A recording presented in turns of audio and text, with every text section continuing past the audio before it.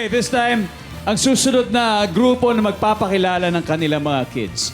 First time kasi nilang makakaramdam ng pait at saka ng tamis all at the same time. So please, Miguel, Paolo, do the honors of introducing Benkada. So, sa Benkada, binigyan din namin sila ng team name sa bawat isang team. So, yung team na to, Team Feel yung pangalan nila. Kasi yung Team Feel, yung mga boses nila, talagang mararamdaman mo ang bawat salitang kinakanta nila. Talagang madamdamin yung mga boses nila. Palakpakan natin si Nicolo, Kate, and Fiona. Mga kids, welcome to Benkada. We will divide Benkada into 3 groups. Light, energy, feel, hamala, Benkada! Team Feel. Saktong-sakto yung song na to sa inyo. Dahil sa blind auditions pa lang, pinaramdam nyo talaga sa amin yung emosyon. And I think dito sa song na to, itong Someone Like You, malalabas nyo yung sinasabi ng song. Yung mga boses nila, parang effortless of delivery nila ng emotions. I have to say, it's gonna be very hard.